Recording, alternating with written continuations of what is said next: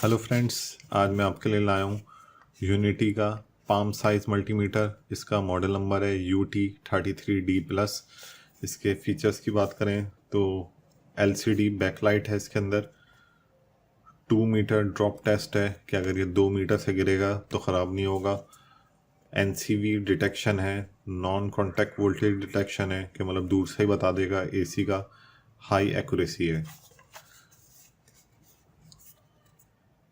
Made in China का product है ये। इसकी पर्टिकुलर रेंज है, जैसे DC 600 वोल्ट है, AC 600 वोल्ट है, एम्पेयर 10 एम्पेयर तक करेगा। 200 मेगा की रेजिस्टेंस चेक कर सकते हैं और डिस्प्ले काउंट 4 डिजिट का है इसका।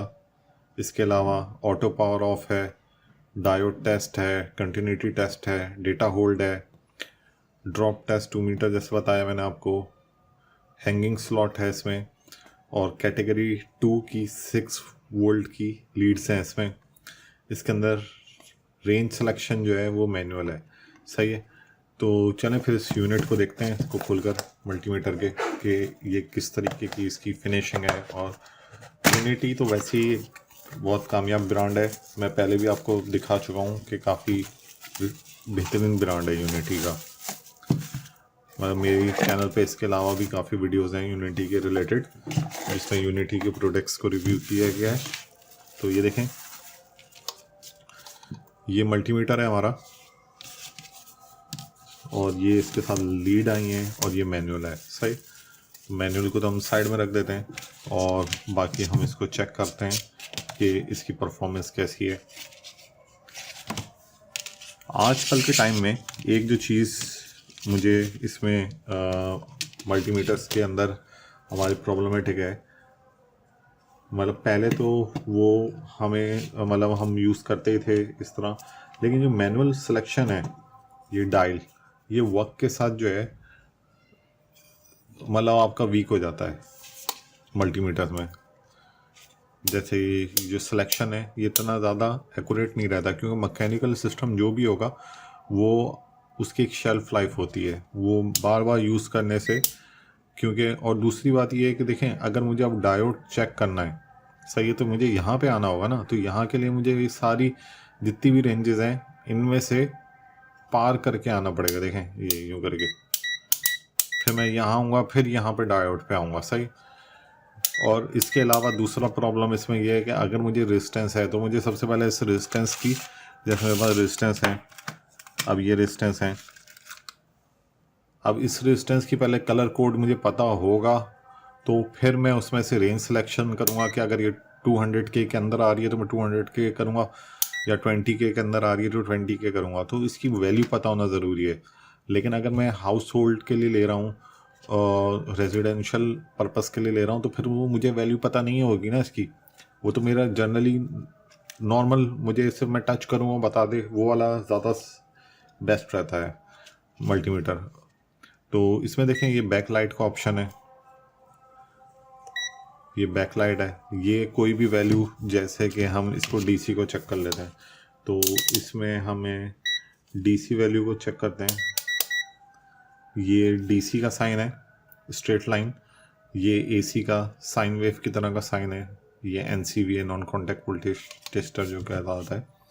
तो अब देखें, इसमें एक बात ये अच्छी है कि इसमें स्टैंड है। सही, आप यूँ रख लेंगे स्टैंड तो आपको पता चलता रहेगा इसमें। सही, तो मैंने DC पे रख लिया, DC के 200 वोल्ट पे रखा है, तो मैं इसको DC के 20 वोल्ट पे रख लेता हूँ। पॉजिटिव पे पॉजिटिव लगाता हूँ और नेगेटिव पे नेगेटिव। तो ये देखें, ये मुझे बता रहा है 3.8। सही,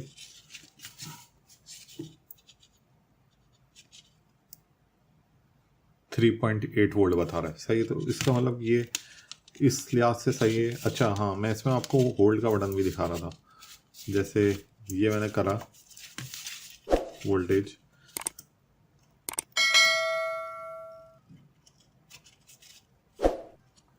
और ये मैं करने के बाद जैसे वैल्यू आएगी,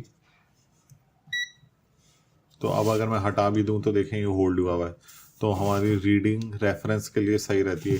लेकिन होल्ड के बटन से जो आजकल के नए मल्टीमीटर आ रहे हैं लेटेस्ट, उसके अंदर डेटा लॉगिंग भी है।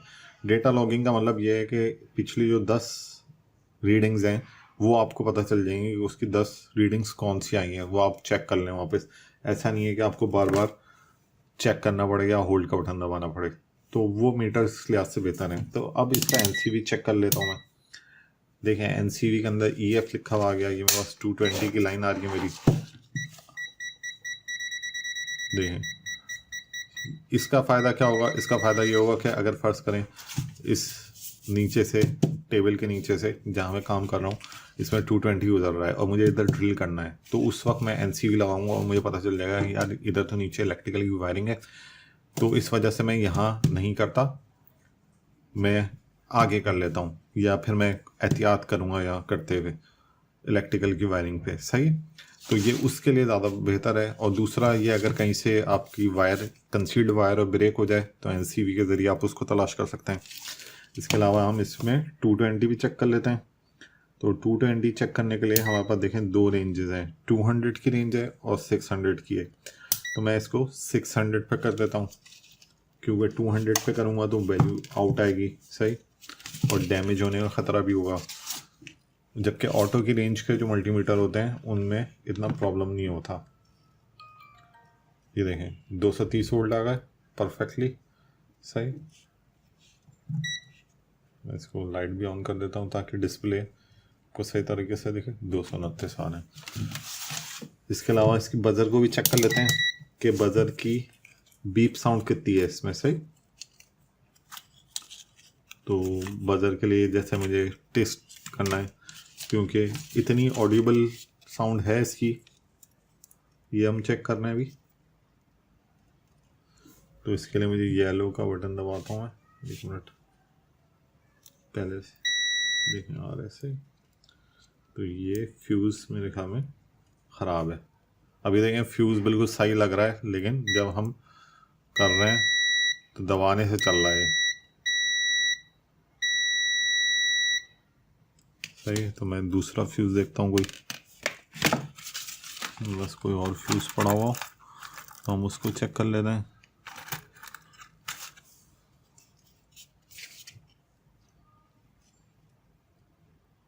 ये भी फ्यूज़ ख़राब है। और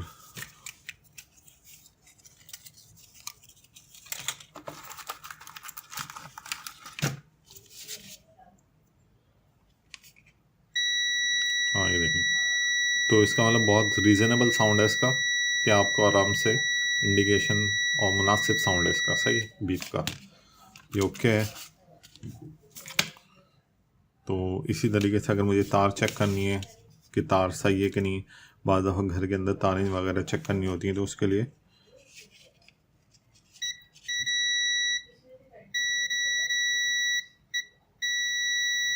सही।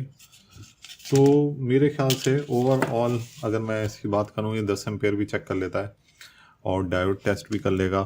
तो अगर ओवरऑल की बात करूँ तो मल्टीमीटर बेहतर है छोटे मोटे काम के लिए।